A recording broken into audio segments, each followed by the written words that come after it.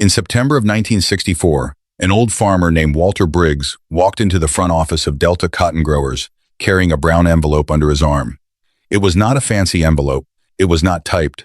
It did not have a lawyer's letterhead on it. It was just a plain envelope, folded once from being tucked under Walter's elbow while he drove his old pickup down the gravel road. The secretary at the front desk, a woman named Maybelle, looked up from her adding machine and smiled. "Morning, Mr. Briggs," she said. "You here to see somebody?"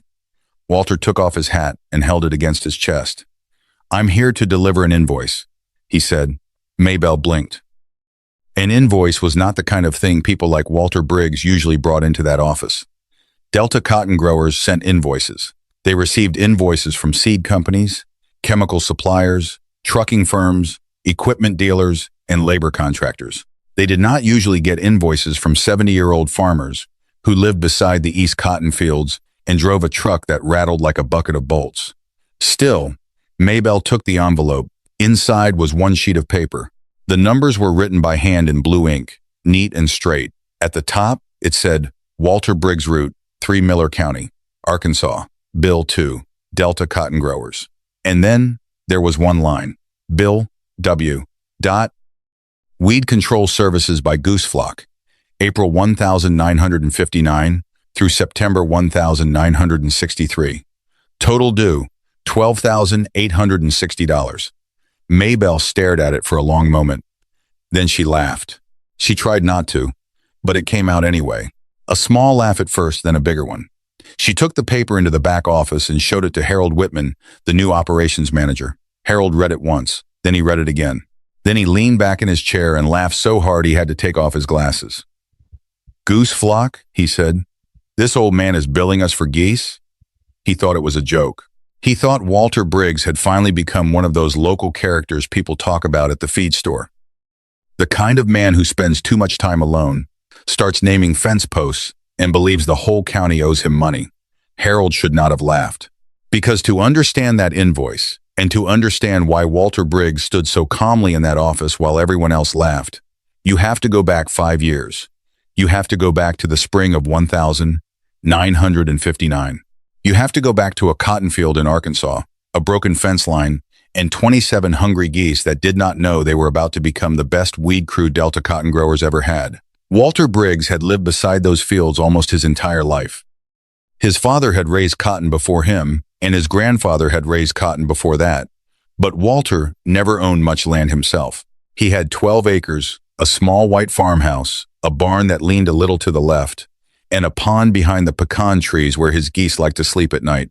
Delta Cotton Growers owned nearly everything around him. They had hundreds of acres of cotton running in long white rows across the flat Arkansas ground. In the summer, the fields seemed to stretch forever. Cotton to the east, cotton to the south, cotton past the road, cotton all the way to the tree line.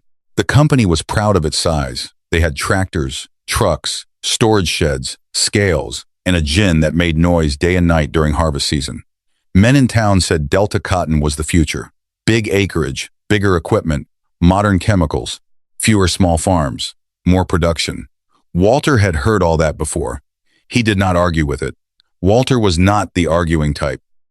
He was a quiet man with sun-browned hands, a slow way of walking, and the kind of patience that made younger men uncomfortable. He noticed things. He noticed when the spring rain came too hard and packed the soil. He noticed when the wind shifted before a storm. He noticed where the quail nested in the fence rows. He noticed which patches of grass came back first after a freeze. And he noticed something about his geese. Walter had always kept geese. Not because they were pretty, they were not. His geese were loud, bossy, suspicious birds with long necks and bad tempers. They hissed at mailmen, chased children away from the pond, and acted like they owned every inch of Walter's land. But they were useful. They ate grass all day. They cleaned up around the barn. They sounded an alarm whenever a stranger came near. They laid eggs in spring, and unlike chickens, they did not scratch the ground to pieces. In March of 1959, after a hard rain washed out part of the old fence between Walter's land and the Delta Cotton property, 27 of his geese wandered into Block 4B of the company's cotton field. At that time, the cotton plants were still small, only a few inches high. The weeds were coming up fast between the rows. Pigweed, crabgrass, cocklebur, and patches of young Johnson grass were already taking hold. Walter expected trouble. He grabbed his walking stick and headed across the field, thinking he would have to chase the geese out before somebody from the company saw them. But then he stopped. The geese were not pulling up cotton. They were walking between the rows, heads down, eating the weeds. They moved slowly, like a little white and gray army. One goose would tug at a blade of grass, another would nip off a weed seedling, and another would waddle ahead to the next patch. They stepped around the cotton plants like the plants did not interest them at all. Walter stood there for almost an hour and watched. By noon, the strip they had worked through was cleaner than the rows beside it. Not perfect, but clean enough to matter. The next day, the geese went back. This time, Walter followed them with a bucket of cracked corn and a whistle. When they got too close to the young cotton, he moved them along. When they spread too wide, he called them back. By the end of the week, he had learned something important. The geese loved the weeds. They did not care much for the cotton once it was tough enough and tall enough. If the plants were too young, the birds could do damage. But if Walter waited until the cotton was established, the geese could work the rows better than half the men who came through with hoes. A few days later, the field foreman saw them. His name was Chet Rollins. He was an old Delta cotton man with a tobacco-stained hat and a limp from a tractor accident years before. Chet knew fields. He knew weeds. He knew what it cost to hire chopping crews every summer. And he knew that every hour spent fighting weeds was money bleeding out of the company. He drove his pickup along the turn row and stopped where Walter was standing. "Those your birds?" Chet asked. Walter nodded. "They hurting my cotton?" "Not that I can see," Walter said. Chet looked out over the rows. The geese were working quietly, pulling up weeds, leaving the cotton standing. "Well," Chet said, "I'll be damned." Walter waited. Chet spat into the dirt. "As long as they don't tear up the crop, let 'em eat," he said. Cheaper than men with hoes. That was the whole agreement. No paper. No signature. No discussion about rates, liability, ownership, or services rendered. Just two men standing in a field, looking at a problem, and seeing a simple solution. Walter's geese could eat. Delta cotton's weeds could disappear. Everybody won. At least, that was how it started. By the summer of 1959, Walter had turned the accident into a routine. He would get up before sunrise, drink 1 cup of coffee, feed the birds just enough to gather them, then walk them through the broken gate and into the cotton. He carried a long stick, not to hit them, but to guide them. He used 3 whistle sounds. 1 short whistle meant move. 2 short whistles meant come back. 1 long whistle meant food. The geese learned fast. By June, Walter could move them from one field block to another, like a shepherd moving sheep. He learned which rows were safe, which areas had too much young cotton, which patches needed more time, and which parts of the field were too muddy after a rain. He began writing everything down in an old seed ledger. April 18, 27. Geese. Block 4B, 6 hours, heavy pigweed, good cleanup. May 2, same flock. Block 5A, cotton knee-high, no damage. June 10, 31 geese, morning only. Heat too strong afternoon. Walter did not write these things because he planned to send a bill one day. He wrote them because that was how he understood the world. A thing observed was a thing respected. A thing measured over time became knowledge. By the next year, Walter had more geese. Some hatched on his farm. Some he bought from neighbors. Some people gave him because they were tired of being chased around their own yards. By the spring of 1960, he had 64 birds. That was when the work became serious. Chet Rollins began telling the field hands to leave the east blocks for Walter's geese. The company still hired chopping crews, but not as many as before. The geese could not do everything. They could not get every weed. They could not work in every condition. But they could take a dirty field and turn it into a manageable one. And they worked cheap. They did not ask for wages. They did not need lunch breaks. They did not quit when the sun got hot. Though Walter made sure to pull them back to shade when the heat became dangerous. All they needed was water, some feed, a place to sleep, and a man patient enough to guide them. Walter became that man. Every morning, he walked the rows with his flock. His boots sank into the soft dirt. Dust settled on his pants. The geese muttered and honked around him. From a distance, he looked foolish. An old farmer leading a parade of birds through a cotton field. Some of the younger men laughed when they drove past. Walter did not mind. He had lived long enough to know that laughter is often what people do before they understand. His son, Ray, hated it.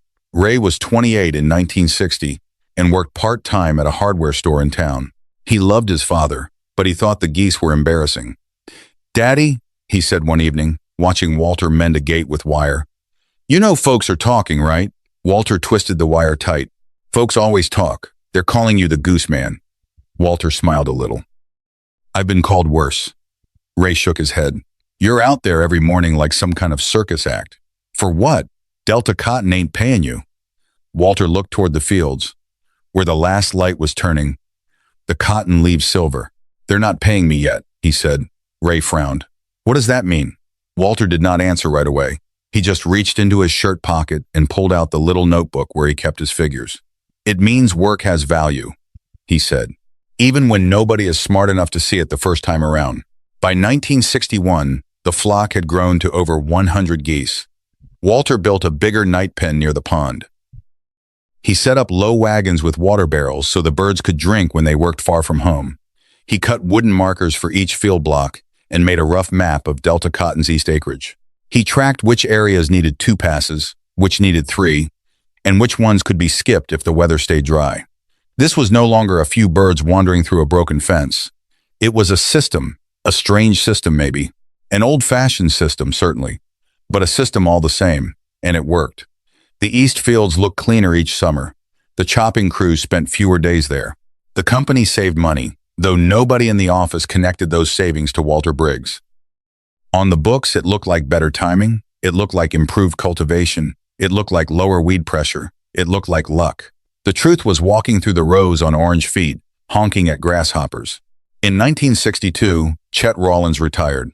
He stopped by Walter's farm on his last day and brought him a sack of feed. "I figure the company owes your birds at least this much," Chet said. Walter laughed. "You tell the office that?" Chet looked toward the big white building down the road. "Office wouldn't understand it," he said. "They understand invoices. They don't understand geese." That sentence stayed with Walter. They understand invoices. They don't understand geese. The next year, Delta Cotton hired Harold Whitman. Harold was not a bad man. That mattered later, though Walter was not always sure of it at the time. Harold was organized, ambitious, and serious about his job. He had come from a larger operation in Mississippi and believed farming was changing fast. To Harold, the future of farming had numbers attached to it: acres per tractor, yield per acre, labor cost per field, chemical cost per season. Anything that did not fit into a report made him uneasy. On his 3rd week at Delta Cotton, he saw Walter's geese. He was driving along the east turn row in a company pickup, making notes on a clipboard, when he came around a bend and found the road blocked by nearly 200 birds. Geese were everywhere. They were in the rows, on the road, around the ditch, and under the shade of a willow tree where Walter had set out water pans. Harold slammed on the brakes. "What in God's name is this?" he said. A field hand sitting beside him shrugged. "That's Mr. Briggs and his geese." "His what?" "Geese. They eat weeds." Harold stared through the windshield. Walter raised one hand in greeting. Harold did not wave back. That afternoon, Harold pulled records. He asked questions. He looked for contracts, permits, liability forms, agreements, anything that explained why a private citizen's livestock was roaming company land. There was nothing. Not one page, not one note. Just a habit that had been allowed to continue because it seemed to work and because Chet Rollins had never bothered to make it official. Harold hated that. He did not hate the geese themselves, not at first. He hated what they represented: loose ends, unwritten practices, uninsured exposure. A company relying on some old farmer and a flock of birds to do work that should be assigned, priced, approved, and supervised. 2 days later, Harold came to Walter's farm. He wore clean boots, a pressed shirt, and a straw hat that looked like it had been bought that morning. Walter was repairing a feed trough outside the barn. "Mr. Briggs?" Harold said. Walter looked up. "That's me. I'm Harold Whitman, new operations manager at Delta Cotton." Walter nodded. "I heard." Harold smiled, the kind of smile men use when they have already decided how the conversation should end. "I've been reviewing field procedures," he said, "and it appears we have an informal situation involving your animals on our property." "My geese," Walter said. "Yes, your geese. They've been working those fields 5 seasons now." Harold's smile tightened. Well, that's part of the issue. From the company's standpoint, they are unauthorized livestock. If one of them damages crop, causes an accident, spreads disease, or injures a worker, we have a serious problem. Walter set down his hammer. Has any of that happened? That is not the point. It usually is. Harold took a breath. I'm here to offer a clean arrangement. Delta Cotton is willing to pay you $25 a month to keep the geese available under company direction. We would decide when and where they enter the fields. We would also need written control over the flock during work periods. Walter looked at him for a long moment. You want to rent my geese? In a sense, yes. But you want to tell me how to use them. We need oversight. Walter wiped his hands on his pants. Mr. Whitman, you don't know geese. Harold's face changed. I know operations, and I know geese. There was no anger in Walter's voice. That was what made it worse. Harold was ready for arguing. He was ready for bargaining. He was not ready for calm refusal. Mr. Briggs, he said, without a signed agreement, the company cannot allow your animals on our property anymore. Walter nodded slowly. Then don't. Harold blinked. Excuse me? You. Do what you think you have to do. The next week, Walter received a formal letter. It said that all geese belonging to Walter Briggs were to be kept off Delta Cotton Growers' property immediately. It said any further entry would be treated as trespass. It said the company reserved the right to seek damages for crop loss, nuisance, contamination, or interference with operations. Ray read the letter at the kitchen table and threw it down. Well, there it is, he said. You should have taken the $25. Walter was cutting slices from a tomato grown behind the house. No, he said. Daddy, they're a company. They've got lawyers. You've got birds. Walter put salt on the tomato. I've got records. Ray rubbed his face. Records of what? Goose walks? Walter looked at him. Work. After that, the geese stayed home. For the first time in 5 years, the East cotton fields were quiet in the mornings. No honking, no white birds in the rows, no old man with a whistle and a feed bucket walking slowly behind them. At first, Harold felt satisfied. The situation was under control. The fields were cleaner from a paperwork standpoint, even if the weeds did not agree. By late June, the difference began to show. The East blocks had more weed growth than they had in years. Chopping crews had to come back for extra days. The men complained about the heat. The labor contractor charged more because demand was high across the county. A few patches got away from them completely and had to be cut back hard. Harold blamed weather. Then he blamed timing. Then he blamed the crew. He did not blame the missing geese, because to blame the geese would mean admitting the old system had value. Walter said nothing. He spent that summer gathering papers. He pulled 5 years of notebooks from a tin box in the barn. He laid them out on the kitchen table. He marked every day the geese had worked Delta cotton land. He counted the hours. He counted the field blocks. He compared the years when the geese worked to the labor numbers Chet Rollins had once mentioned over coffee. He had old feed receipts. He had notes from Chet. He had rough maps. He had photographs taken by Ray's wife, who had liked the way the geese looked in the morning fog. He had everything but the company's respect. So he made them an invoice. Not an angry letter, not a threat, an invoice. Because Chet had been right. The office understood invoices. On a warm September morning in 1964, after harvest had begun and the cotton wagons were rolling, Walter put on his clean shirt, tucked the invoice into a brown envelope, and drove to Delta Cotton Growers. That brings us back to the front office. Back to Maybelle laughing.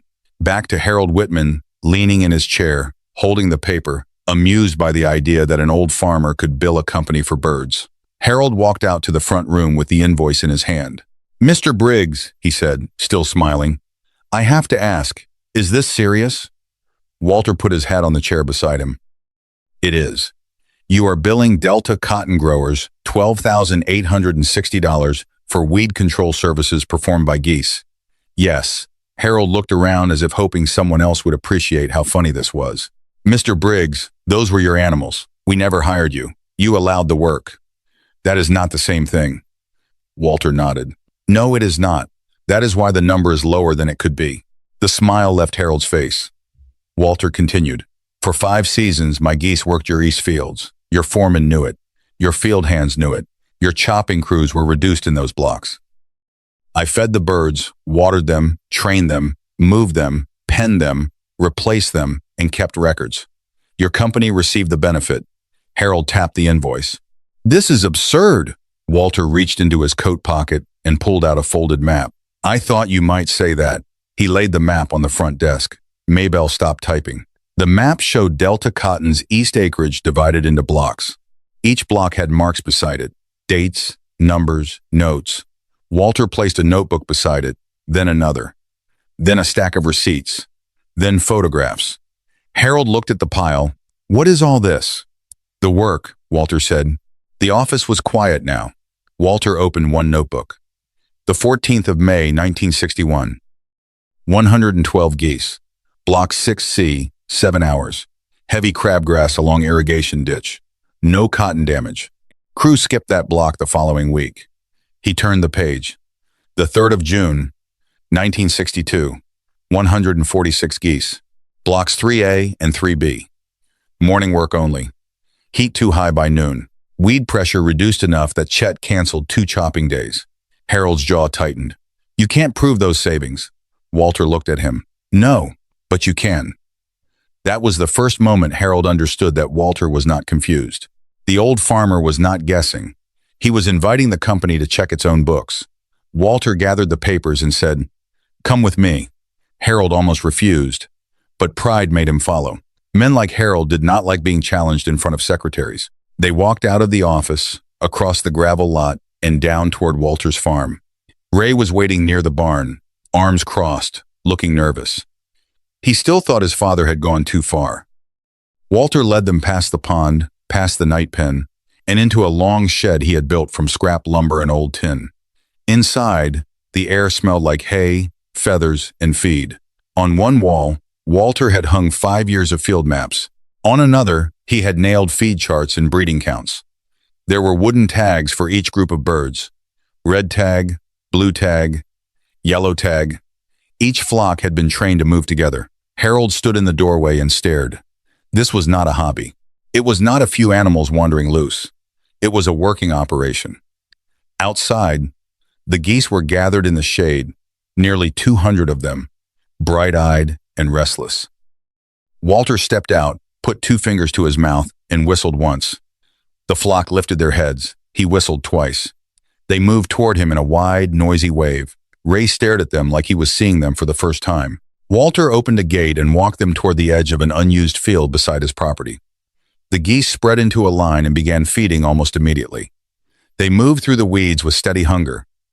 Not fast, not dramatic, just steady. One bite after another. Walter watched them for a moment, then turned to Harold. You called them trespass livestock, he said. I call them a weed crew without a payroll. Harold said nothing. Walter reached into his pocket and unfolded another sheet. I priced that invoice based on a fraction of what a chopping crew would have cost for the same field days. I did not charge for every hour. I did not charge for every bird. I did not charge for the years of breeding and training. I charged for the value your company accepted and never named. Harold looked at the geese. For 5 years, he realized Delta Cotton had been receiving a service it did not understand because the service did not look modern. It did not come in a drum with a chemical label. It did not come on a tractor. It did not come with a salesman from Little Rock. It came with feathers, mud, noise, and an old man who knew how to watch a field, and Harold had shut it down. That was the part that bothered him most, not the invoice. The mistake. Within 2 weeks, Delta Cotton's lawyers were involved. Of course they were. They said Walter had no contract. Walter agreed. They said the company had never formally requested his services. Walter agreed. They said geese could not be employees, contractors, or equipment. Walter agreed with that too. He did not argue much. He just brought his notebooks. He brought the maps. He brought Chet Rollins, retired but still sharp, who confirmed that the company knew about the geese and benefited from them. And most importantly, Walter waited. He was good at waiting. He had waited through droughts. He had waited through floods. He had waited for eggs to hatch, weeds to sprout, and stubborn men to understand what was right in front of them. In the end, Delta Cotton did not pay the full $12,860. Companies rarely do when they can help it. But they paid Walter $4,000. More importantly, they signed a 3-year agreement. Walter Briggs would provide goose-based weed control for selected Eastfield blocks at a fixed seasonal rate. He would manage the flock. Delta Cotton would provide access, water points, and written permission. The geese would work only when Walter said conditions were right.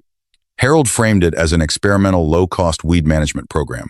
That was fine with Walter. He did not care what the office called it, as long as they understood it had value. With the settlement money, Walter repaired the barn, built a better night pen, and bought fencing strong enough to keep foxes out. Ray, who had once been embarrassed by the whole thing, started helping in the mornings. At first, he only carried water. Then he learned the whistle calls. Then he learned which weeds the geese liked, when cotton was safe, when heat was too much, and how to read a field by looking at the birds. Years later, Ray would tell people that his father taught him farming twice. The first time, with soil. The second time, with geese. Walter Briggs never became rich. That was not the kind of story this was, but he became known. Farmers from nearby counties came to see the flock work. Some laughed when they arrived. Fewer laughed when they left. A few started their own small flocks. Others decided it was too much trouble, because geese are not machines. They have moods. They need care. They do not fit neatly into every field plan.